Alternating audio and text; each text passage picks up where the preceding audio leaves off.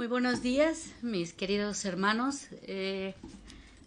Nuevamente Dios nos permite dar una enseñanza más, sobre todo de la parte de Ruth.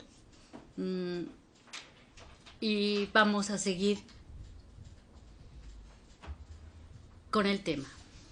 Que Dios nos ayude, que recibas en tu corazón de verdad y que esto dé fruto en su tiempo. Entre lo que se va a entretejer de lo divino y de lo humano, se verá no solo en acciones responsables que traen, cuando las acciones son responsables, siempre van a traer justas consecuencias, sino actos de generosidad que corresponden con la bondad y la misericordia de Dios. Entonces él dijo: bendita seas del Señor, hija mía. Capítulo 3, versículo 10. Esas primeras palabras de la respuesta de voz son de alabanza, son de bendición. Son las palabras que Ruth necesita escuchar para que se tranquilice. Porque un hombre que de inmediato sitúa cualquier circunstancia bajo la mano de Dios no es un hombre que vaya a abusar de ella en la situación tan delicada y comprometedora en la que ella está. Muchas veces en este libro, el sentirse objeto de la bondad provoca una bendición. Es como si para esta gente piadosa las acciones siempre se llevaran a cabo en la presencia divina y por tanto la presencia de Dios marcará y encauzará las reacciones. Las bendiciones del libro de Ruth son una bendición en sí.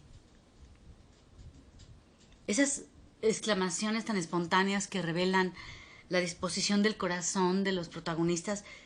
Hemos dicho que en su acción primaria el libro de Ruth no nos presenta grandes acontecimientos políticos, sino que nos muestra más bien cómo funciona la piedad en una vida cotidiana. Una de las maneras que debe manifestarse tal piedad es que cuando se presentan nuevas circunstancias, ya sean buenas o malas, provoquen la reacción de mirar al Señor y presentárselas para su bendición, ayuda o corrección. Dios no es deudor de nadie. Aquel que es fiel en lo poco va a descubrir que Dios le va a recompensar 100 veces más de lo que esperaba.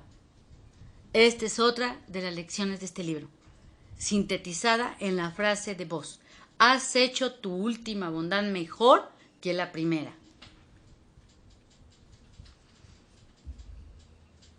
Lejos de considerar que Ruth tiene un atrevimiento, que la acción de Ruth hay un atrevimiento, vos la ve como un acto de generosidad y de bondad. Pero ¿cuáles son la primera bondad y la última a las que él se refiere? Bueno, algunos suponen que la primera es la referencia que Ruth ha mostrado hacia Noemí y que vos mismo ha alabado en el capítulo 2, versículo 11 y 12. Pero una lectura llana del texto da la impresión de que vos está hablando de dos bondades que Ruth ha manifestado hacia él mismo. Gracias porque lo que ahora haces conmigo es mejor aún que lo que hacías conmigo antes. Si es así, suponemos que vos se refiere a que Ruth espigaba en sus campos y no buscaba trabajo en los campos ajenos. Hay cierto tipo de personas que son bondadosas, que cuando te hacen un favor, después te dan las gracias por habérselo aceptado. Te invitan a comer y todo el tiempo te están diciendo: muchísimas gracias por haber venido. Y lo dicen sincero. Así era vos. Ruth viene a pedirle un favor que otros considerarían inmenso: ofrecerle protección y hogar, casarse con ella, pero vos solo ves la generosidad y bondad de Ruth al pedírselo. Y para hacer esto, tú tienes que ser una persona congruente y alineada a Dios. O sea, congruente con lo que piensas y lo que hablas.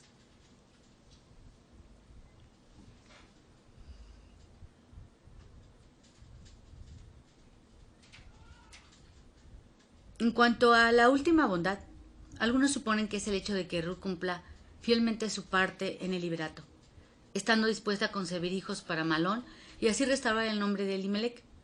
Pero según las palabras de Boaz mismo, parece ser más bien la disposición de Ruth de preferirlo a él antes que a los jóvenes.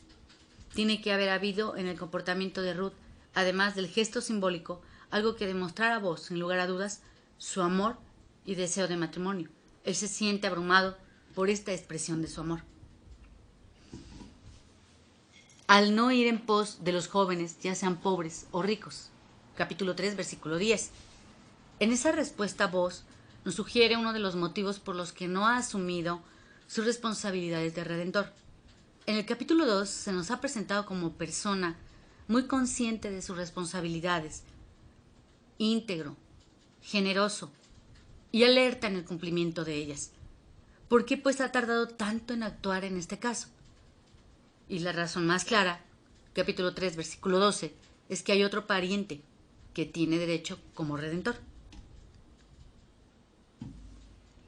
Por sus palabras aquí deducimos que había habido otro motivo más íntimo.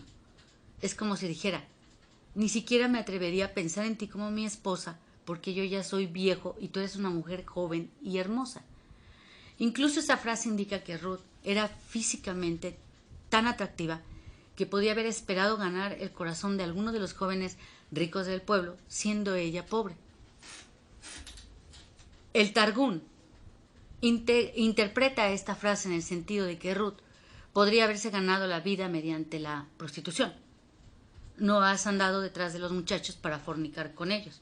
La idea no puede ser más desafortunada, porque desentona completamente con todo lo que sabemos de la delicadeza y discreción de Boaz.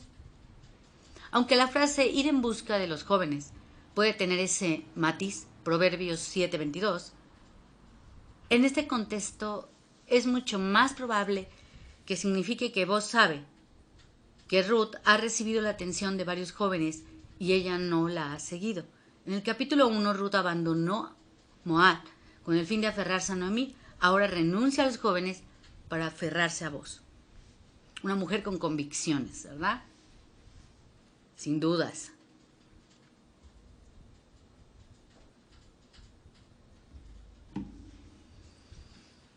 Esta escena, Ruth se ha acercado a Boaz temiendo que él la rechace. Ahora descubre que Boaz no le ha dicho nada a ella por temor de que su vejez fuera obstáculo para que ella lo aceptara a él. Ahora, hija mía, no temas, haré por ti todo lo que me pidas. Estas palabras de Boaz en esta última frase son idénticas en hebreo a las de Ruth en el versículo 5, con la sola adición de por ti. Nuevamente Boaz habla al corazón de la sierva, capítulo 2, versículo 13, para consolarla. Entiende las emociones que le han invadido. Otra de las características que podemos destacar en Boaz es que en todo momento era un hombre de tacto, de cortesía, caballeroso, de compasión, de comprensión. Estas son virtudes que hoy en día no son muy populares. Ser caballero ahora resulta que eres un anticuado. Pero hay algo que no podemos olvidar, de que en su trato con las mujeres nuestro Señor Jesucristo siempre fue más que un caballero. Y espera que sus seguidores también lo sean. Dos son los posibles motivos de temor en Ruth. En primer lugar, el temor al fracaso del proyecto de Noemí. Pero Boaz la tranquiliza con respecto a ese temor, prometiendo cumplir con su petición, siempre que las circunstancias se lo permitan. Capítulo 3, versículo 12. Al menos le demuestra que su disposición es positiva y que no ha tomado a mal su visita nocturna. Pero en segundo lugar, Ruth podría temer por su reputación. ¿Qué dirían los del pueblo si supieran lo que ha hecho? ¿Y qué piensa de ella el mismo Boaz? Pues todo mi pueblo en la ciudad sabe que eres una mujer virtuosa. Capítulo 3, versículo 11. Boaz la vuelve a tranquilizar. No habrá malentendido de ningún tipo. No solo tiene una buena reputación ante él, sino también ante todo el pueblo. La modestia, la bondad de Ruth hicieron impacto en ese pueblo. Evidentemente el mayordomo no ha sido el único que ha hablado bien de Ruth a Boaz. La gente esperaba encontrar en ella una moabita frívola y peligrosa, pero han descubierto que es una creyente virtuosa. La palabra traducida como ciudad es literalmente puerta, como en el capítulo 4, versículo 10. Es el lugar de la asamblea de los pueblos, era el espacio delante de la puerta principal, o de la puerta única si se trataba de un pueblo pequeño. Allí se celebraban los mercados y se reunían los ancianos del pueblo en tribunal. Allí se paraba la gente para charlar, para llevar a cabo transacciones, negocios. Como lo que dice Boaz, indica que Ruth ha sido tema de conversación en la puerta y que la opinión del pueblo es unánimemente favorable.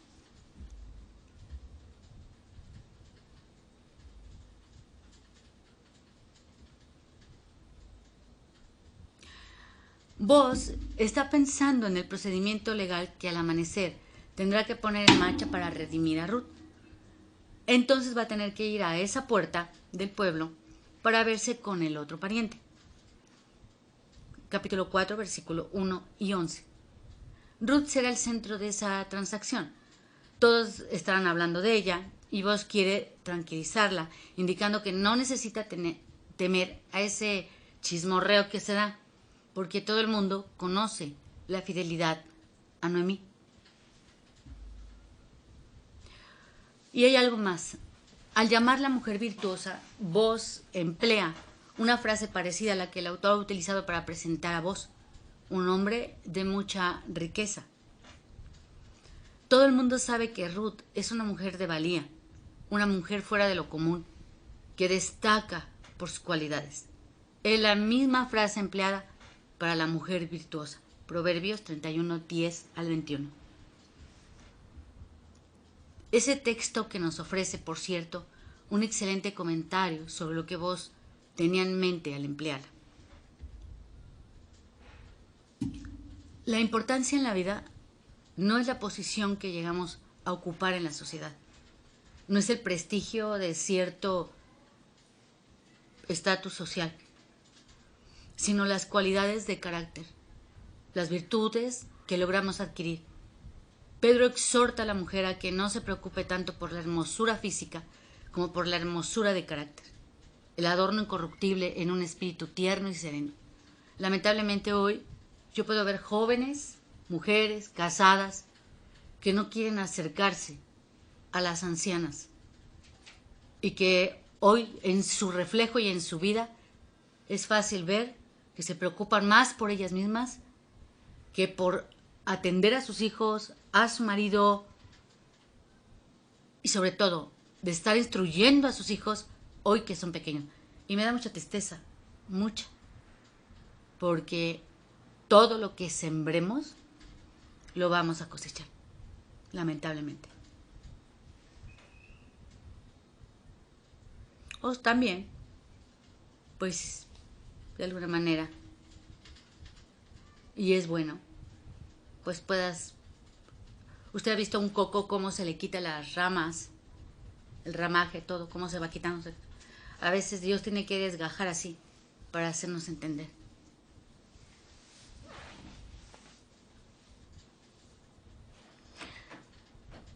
Entonces, 1 Pedro 3:4 nos habla de eso. Eso es lo que vos y todo el pueblo habían descubierto de Ruth. Ahora bien, es verdad que soy pariente cercano, pero hay un pariente más cercano que yo. Capítulo 3, versículo 12. Nuestra historia podría haber acabado un par de versículos después del versículo 11. Ruth pide la protección matrimonial de Boaz y Boaz ya se lo concede. Se casan y ya está, ¿no? Pero el autor nos revela una sorpresa. Esta vez, pues sí es un poquito como desagradable. La redención no es así de sencilla. Es cierto que Boaz es pariente cercano, Goel. Pero también lo que eso hay otro pariente más cercano, con mayores derechos sobre Ruth y Noemí. Para que la redención pueda cumplirse, Boaz tendrá primero que solucionar la cuestión del otro pariente. Es un poco, y es especial y es delicado, porque como vamos a ver en el capítulo 4, es una propiedad también, además del matrimonio con Ruth. Y seguramente vos entiende que el otro pariente no tendrá un especial interés en casarse con Ruth. Hasta el momento no ha tomado ninguna iniciativa en este sentido. Pero cuando sepa que hay una propiedad de por medio, quizá la actitud cambie y entonces levante la mano, ¿no?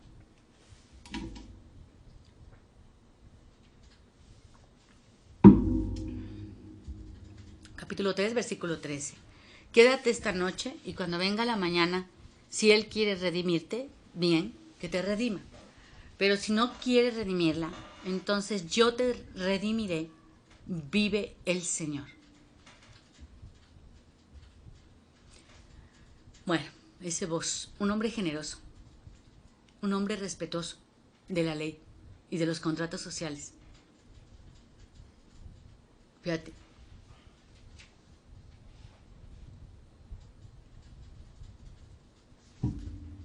Josué y yo, el pastor Josué y yo, venimos de contextos muy distintos, muy distintos.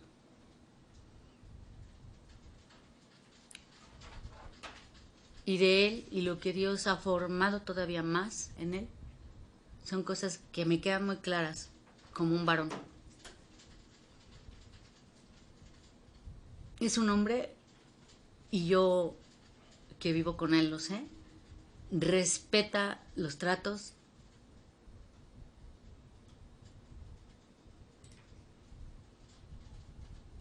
los contratos que hace, respeta muchas cosas como una persona, y también sé y reconozco que es una persona muy generosa en su persona.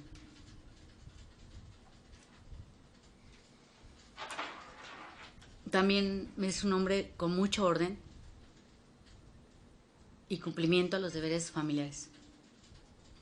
Y así es como señalan a ese vos, según las costumbres de entonces. Era el pariente más cercano, el que tenía primera opción de redimir a la viuda. La primera impresión que recibimos es cierta frialdad en vos. No había algo de gusto que declarara con mayor energía de intención de ganar a Ruth a pesar de otro pariente. Pero su actuación posterior, la sabiduría con que trata al pariente y el cuidado que tiene de Ruth nos muestra la firmeza de sus intenciones. Vive el Señor, con el que acaba su declaración, no solo es un juramento solemne para rectificar su sinceridad, sino la demostración de que el que cree que todo está en manos del Señor y que Yahvé actuará para cumplir sus deseos si estos están bien fundados. Vos pondrá al otro pariente en un aprieto con el fin de ganar a Ruth, pero ya sea el mismo o el otro quien redime a Ruth, en cualquiera de los dos casos, Ruth va a ser redimida. Tendrá descanso en cualquiera de los dos casos, pues vos va a velar por su bienestar. Él la invita a pasar el resto de la noche a su lado. Nuevamente vemos su tacto. Enviarla inmediatamente a casa podría parecerle un rechazo. Recibiría como esposa allí mismo, atentaría contra el orden social al existir el pariente más cercano. Tenerla a su lado se corresponde con la justa medida de promesas e intenciones. Capítulo 3, versículo 13. Acuéstate hasta la mañana. La doble insistencia de Boaz al principio y al final del versículo 13, de que Ruth se quede con él hasta la mañana, demuestra que la petición de Ruth está muy lejos de ser descuidada. Por lo contrario, si por vos fuera, si no hubiera otro impedimento, su deseo hubiera sido que Ruth se quedara con él para siempre.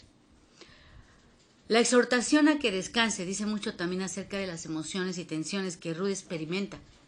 Acuéstate, le dice Boaz, procura dormir.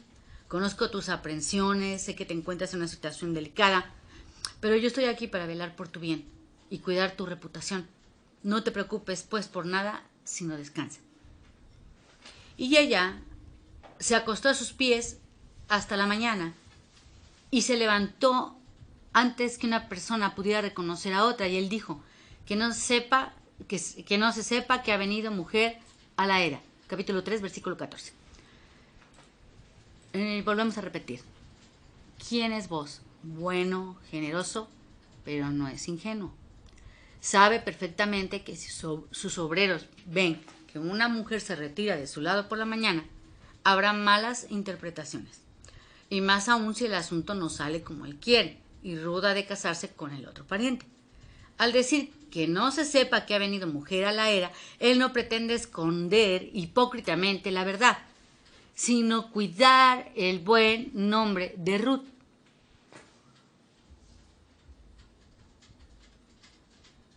Hoy en día, de verdad, como que le restamos mucha importancia a la buena reputación y al qué dirán de la gente. Es bien cierto que la opinión pública no puede ser un factor principal que determine nuestra actuación, pero también es cierto que vivimos en una sociedad caída. La gente es frecuentemente y tiene malicia y es mal pensada. Y debemos procurar no solo vivir honradamente, sino también tener reputación de personas honradas. La hipocresía y el engaño, en este caso, habrían consistido en que vos dejara creer a los criados que él y Ruth habían pasado los límites de la decencia. Si podemos evitar malos entendidos, debemos hacerlo. Nuestra actuación puede ser noble, pero traeremos deshonra a Dios y a otros si no se ve como noble. Si no estamos dispuestos a cuidar nuestra propia reputación, al menos protejamos la reputación de otras personas. Por tanto, cuando todavía no se pueden distinguir los rostros, pero sí había suficiente luz como para volver al pueblo, Ruth se levanta a instancias de Vos para volver a su casa. El verbo reconocer es el mismo que el autor ha empleado en capítulo 2, versículos 10 y 19. Dijo además: dame el manto que tienes puesto y sujétalo. Y ella lo sujetó. Y él midió 6 medidas de cebada y se las puso encima. Capítulo 3, versículo 15. Como primicia de las buenas intenciones para con Ruth, Boaz le da un hermoso regalo.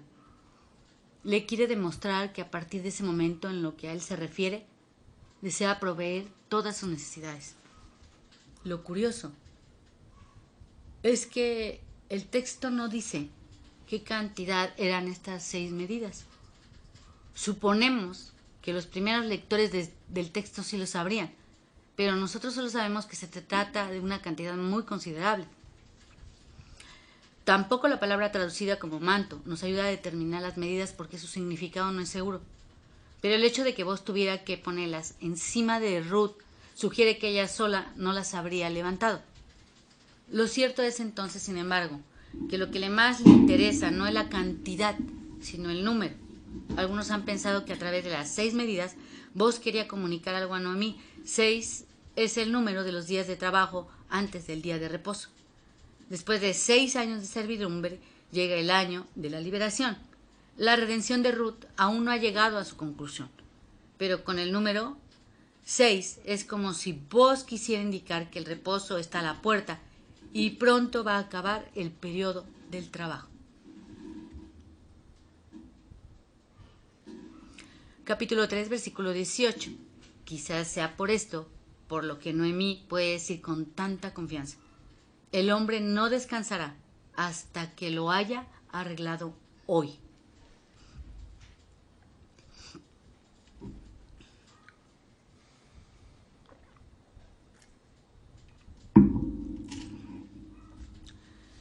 Si bien lo que Ruth llevó a Noemí al final del capítulo 2 era, al menos en parte, su legítima ganancia, lo que ahora le lleva es un regalo. El servicio en el campo del Señor merece su recompensa, pero la redención siempre es de pura gracia, un don de Dios. Entonces ella entró a la ciudad. Capítulo 3, versículo 15. Aquí hay una versión que sigue una variante de los manuscritos hebreos. Otra, seguida por la Septuaginta, hace de Vos el sujeto del verbo y emplea una forma femenina al principio del versículo siguiente. Entonces él entró en la ciudad cuando ella llegó a donde estaba su suegra. La evidencia a favor de cada versión es tan equilibrada que resulta muy difícil saber cuál de las dos es la preferible. Cuando llegó a donde estaba su suegra, ésta dijo: ¿Cómo te fue, hija mía? Y le contó todo lo que el hombre había hecho por ella. Capítulo 3, versículo 16. Imaginemos una tensión de toda esa noche de espera. Imaginemos los sentimientos de ansiedad que tanto en Noemí como en Ruth. Nada más entrar Ruth en la casa, Noemí quería como que ya quiero saber qué pasó. De hecho, la pregunta de Noemí se puede traducir: ¿quién eres, hija mía? Pero en contraste con la misma pregunta en 3.9, no es una pregunta de identificación, sino de posición social. Y dijo: me dio estas 6 medidas de cebada, pues dijo: no vayas a tu suegra con las manos vacías. Capítulo 3, versículo 17. Primero, Boaz no quiere que Noemí esté con las manos vacías. Después recordemos la frase al final del capítulo 1. El Señor me ha hecho volver con las manos vacías. Capítulo 1, versículo 21. El autor nos invita a reflexionar sobre cómo van progresando las fortunas de las mujeres. Se encontraban sin nada al término del capítulo 1. Estuvieron con lo de Ruth, había espigado al final del capítulo 2. Y ahora este hermoso regalo de Boaz tiene en sus manos el acabar las primicias de la provisión de Boaz en el futuro. Entonces Noemí dijo: espera, hija mía, hasta que sepas cómo se resolverá el asunto. Espera es algo como siéntate, hija mía, estate tranquila. Sin duda, esa iniciativa de la primera parte del capítulo provocó nervios y temores en Ruth. A ella le espera al final no habrá sido menos tenso. El capítulo termina, como los anteriores, con un periodo de espera. Y la manera habitual, tendente a la espiritualización, el Targum añade al texto: espera, hija mía, hasta que sepas cómo está decretado desde el cielo y cómo se resolverá el asunto. Pero quizá en este caso los rabinos tenían cierta razón. Para los judíos los asuntos no se resolvían a sí mismos de una manera impersonal, al azar, al margen de la voluntad de Dios. El verbo empleado aquí como el sucedió que hemos visto en varias ocasiones, es una invitación discreta de parte del autor a ver la providencia divina en la que está a punto de ocurrir. La agencia divina se hace explícita en esta primera parte del versículo, en contraste con la agencia de Boaz en la segunda parte, la cual sirve como su contrapartida. Porque el hombre no descansará hasta que lo haya arreglado hoy. Se supone que Noemí ha vivido ya mucho, como para poder discernir el carácter de las personas. Si Boaz no ha actuado antes, es porque tenía buenas causas. Pero ahora ella está convencida de que no descansará, no desmayará, hasta que establezca la justicia de la causa de Ruth. Es un hombre que acabará lo que ha comenzado. Filipenses 1:6. El capítulo termina con unas palabras que anticipan que el asunto concluirá muy pronto. Estamos llegando a la resolución de la historia y sus dilemas.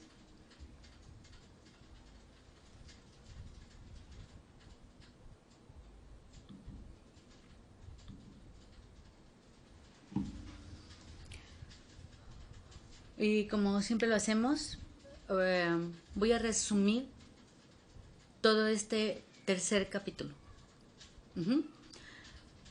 Las obligaciones familiares.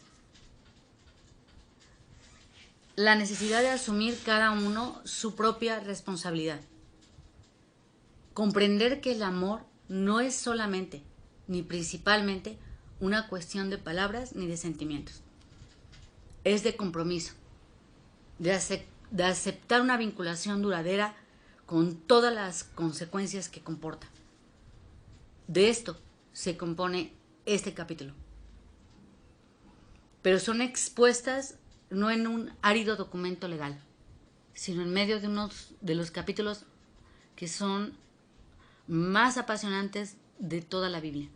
Aquí vemos un soberbio ejemplo de cómo la virtud, la fidelidad, El buen orden social y la modestia no están reñidos con la buena literatura ni con el buen amor. Este autor lo logra en este arte narrativo. Primeramente crea un ambiente intimista, en contraste con las demás escenas del libro. Los tres protagonistas hasta aquí, solos. No aparecen las mujeres de Belén, ni los ancianos de la puerta, ni los segadores, ni siquiera una orfa, un mayordomo o un fulano al llegar el clímax de la historia. Ruth y Buzz quedan solos en el escenario. Además, en contraste con las demás escenas, la acción transcurre en medio de la oscuridad y el silencio de la noche. Escoge cuidadosamente un vocabulario. Esto tiene el fin de enlazar la acción de capítulos anteriores y así dar cohesión y unidad a la historia. El descanso del capítulo 3:1 nos hace volver al descanso del capítulo 1:9. La bondad, Gesed, del capítulo 3:10 enlaza con la misma palabra en capítulo 1, versículo 8 y capítulo 2, versículo 20. El manto de Buzz viene a simbolizar el ala del refugio de Dios, capítulo 3, versículo 9 y capítulo 2, versículo 12. La mujer virtuosa del capítulo 3:11 se corresponde con el hombre rico del capítulo 2:1 y las manos ya no vacías de Noemí en el capítulo 3:17 solucionan la carencia que hemos visto en el capítulo 1:21.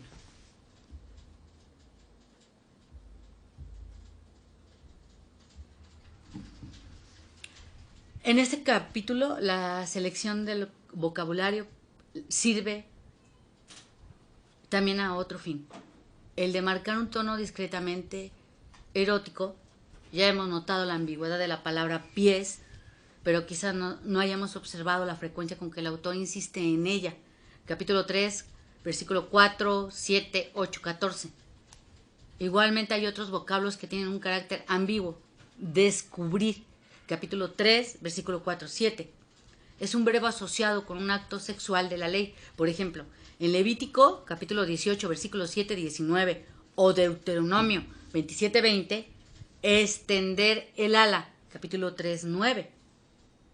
También acostarse, empleado en hebreo nada menos que 8 veces en los versículos 4 al 14, aún aquí es utilizado con el sentido lleno de tumbarse para dormir. Sin embargo, es una palabra que también puede tener un significado sexual. Y lo mismo ocurre con el verbo conocer, empleado en los versículos 3, 4. Notar es literalmente conocer. Versículo 11, sabe. 14, reconocer. Y 18, sepas. Pero con esto no debemos entender que el autor esté sugiriendo que hubiera relaciones sexuales en la era, ni tampoco estar aprovechando la historia para que la salpiquemos con insinuaciones de dudoso gusto. Su intención es seria, es noble. El vocabulario hace más punzante la pregunta de la narración despierta. ¿Qué va a ocurrir en la era? Sutilmente nos recuerda lo que está en juego y nos prepara para el desenlace del capítulo 4. Nos sugiere también que detrás de las acciones y palabras de los protagonistas hay pasiones que pueden ser legítimamente despertadas y satisfechas o no, según el desenlace legal y moral de la situación. No hay un momento en que el texto, que Buzz y Ruth estén enamorados. No nos los dicen. No hay ningún diálogo sentimental entre ellos. Pero el capítulo rebosa amor, el verdadero amor que se compromete, que cuida, que protege, que actúa. La naturaleza de ese amor se nos revela en la acción. Las pasiones que este amor tiene son reveladas de una manera sublime por medio de la ambigüedad del lenguaje. El capítulo 2 es la historia de cómo Ruth buscó trabajo. Sale al encuentro al principio del capítulo y el resto del mismo es su realización. El capítulo 2 contiene muchos verbos que se relacionan con el trabajo: recoger, espigar, juntar, segar, hacer, levantarse, desgranar. Y se nos dice explícitamente que Ruth pasó el día sin descansar.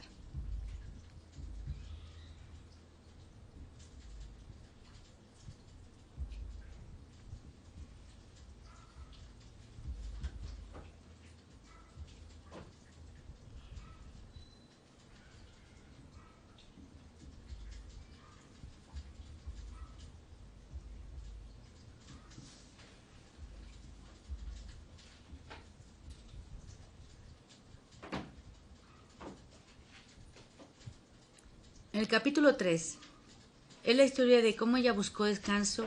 Esta es su meta desde el versículo 1.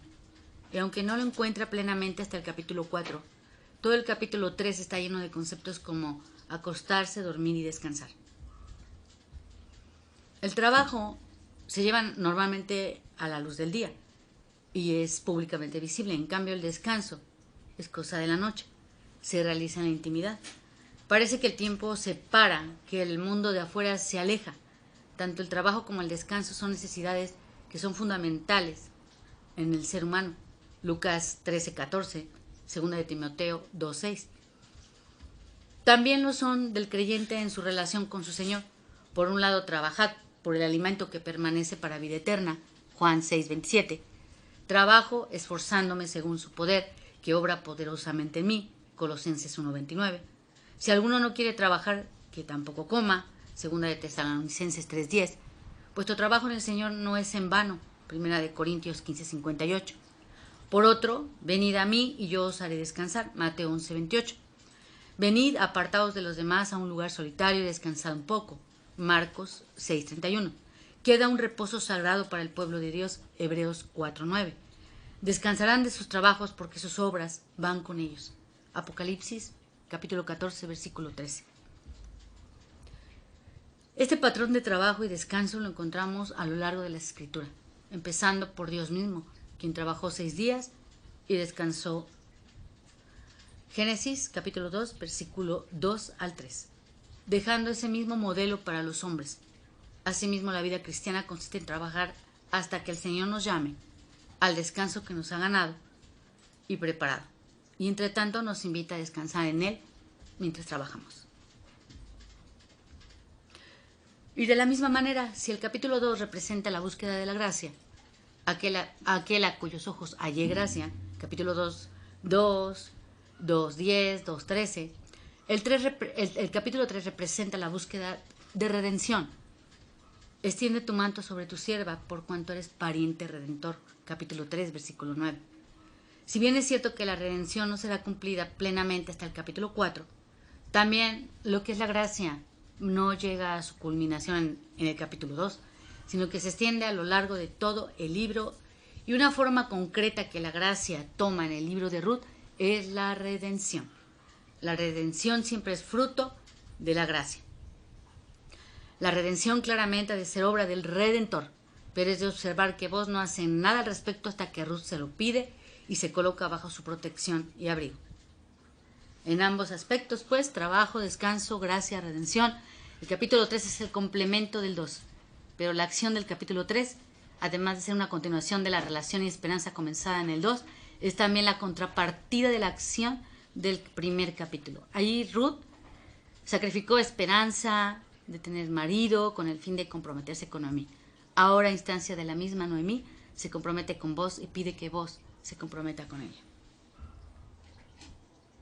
Y como consecuencia de la acción principal de este capítulo es la de una novia que se ha preparado previamente y se ha vestido con sus mejores ropas, que sale al encuentro con su novio en la oscuridad de la noche. Cantares, capítulo 3, versículo 1 a 2. En mi lecho por las noches he buscado al que ama mi alma. Me levantaré ahora y buscaré al que ama mi alma. Mateo 25:6. A medianoche se oye un clamor. Aquí está el novio. Salid a recibirlo. Apocalipsis 19:7-8.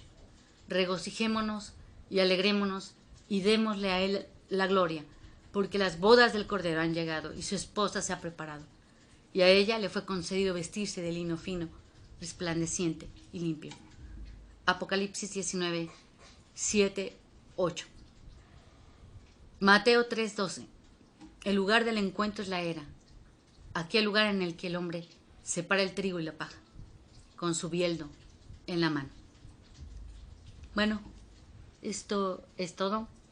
Si Dios nos lo permite, seguiremos con la siguiente clase, que es, vamos a empezar con el capítulo 4, y es esa redención la que vamos a ver en la puerta. Les doy gracias y bueno, vamos a dar gracias, Señor. Bendito seas tú, grande y maravilloso eres, Señor. Padre, Dios de toda gloria, de toda bondad y de todo amor. Señor, agradezco la vida de todos aquellos que tú estás dejando que esto, ellos aprendan y que su corazón sea tocado y sean renovados y vayan transformándose, Señor, conforme a la verdad. Gracias, Señor, por tu bondad, por tu amor, por la grandeza del que todavía nos permite seguir haciéndolo y ellos recibiéndolo. A ti te damos la gloria, te damos la honra y todo esto en el amado nuestro Señor Jesucristo. Amén. Que Dios los bendiga mucho. Un abrazo.